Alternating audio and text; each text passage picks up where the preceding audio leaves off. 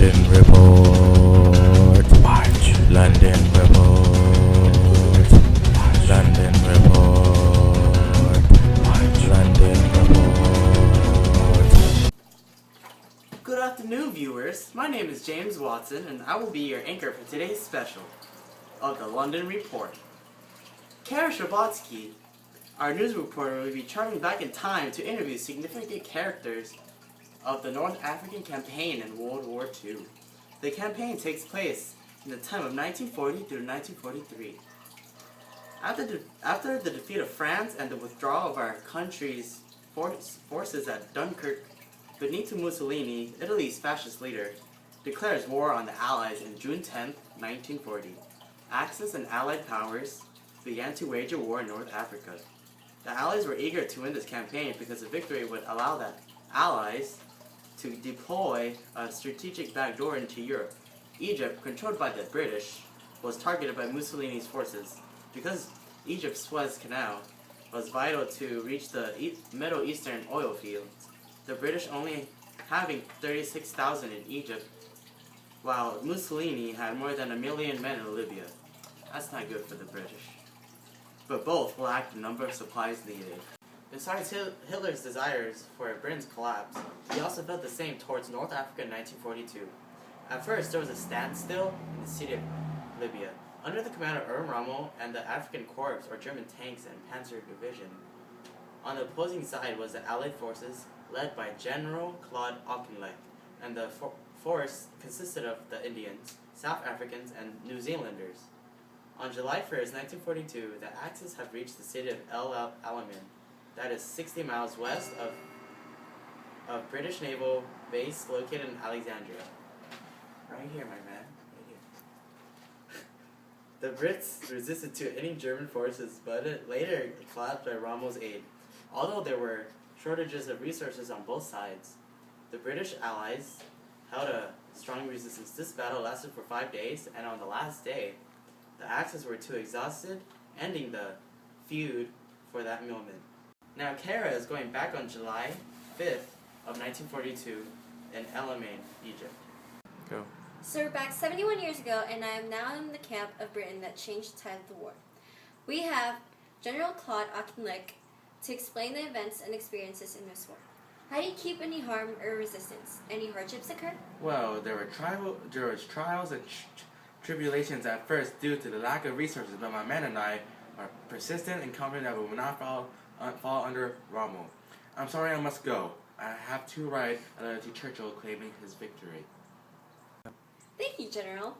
Now we will talk about the Second Battle of El Alamein. On October 23rd of 1942, the Second Battle of El Alamein ignited from a 40-mile mine fortification by Rommel. By now, Churchill dismissed the commander of the Allied forces from Auchinleck to Bernard Montgomery to break this fortification. Under Montgomery, the relations between the army and the Desert Air Forces strengthened. An illness attacks Rommel, and George von Stun takes the command of the Axis. While Rommel is away, Montgomery creates Operation Lightfoot, where powerful artillery bombard and followed by infantry division from the north. From the south, they will open the fortified paths. Unfortunately, on the 25th, Rommel returns due to von Stun's death. While Rommel is away, Montgomery creates Operation Lightfoot, where powerful artillery bombards the north and the infantry division follows. From the south, it will open the fortified paths. Unfortunately, on the 25th, Rommel returns due to von Stun's death from a heart attack. On November 1st, Montgomery launched Operation Supercharge, where it breaks the last of German defenses. But Hitler resisted and commanded the Axis to stand and die. On November 4th, Hitler demands for withdrawal. This battle ended the long tension in the Western Desert. This is the only battle by the Brits that they won without the American aid. This victory persuaded the French to start cooperating in the North Campaign. At the end of 1942, America lands in Morocco and helps the Allies. Hello, welcome to Nap Time with Nigel Wilson, and this is your host, Nigel Wilson.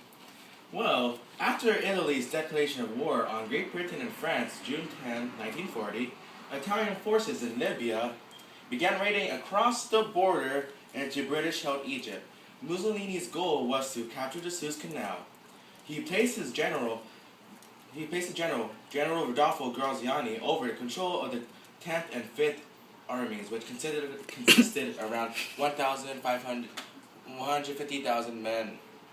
Opposing the Italians were the 31,000 men of Major General Richard O'Connor's West Desert Force. They were highly mechanized and mobile. On September 13, 1940, Graziani attacked Egypt. Italians recaptured Fort Capuzzo and marched 60 miles into Egypt. They stopped at Sidi Barani. O'Connor planned Operation Compass, which was planned to push back Italians out of Egypt and back into Libya.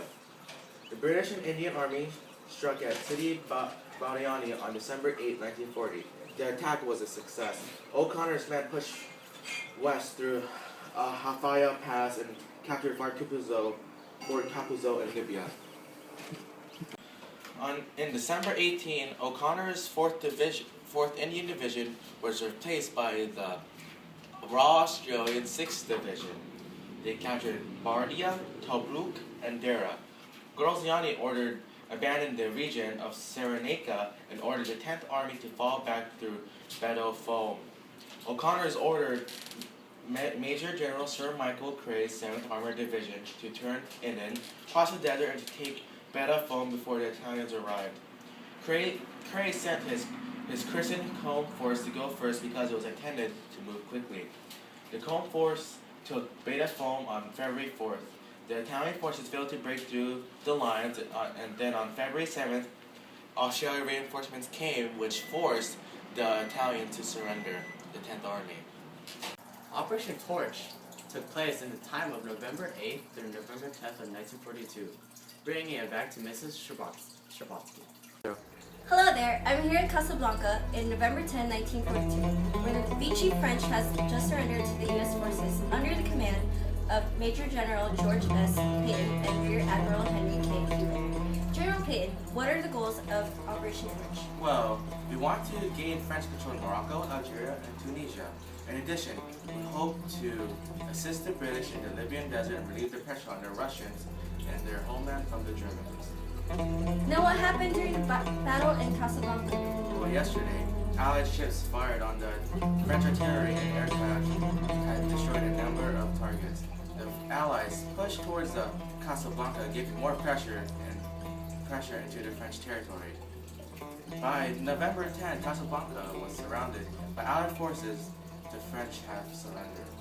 Thank you for your input.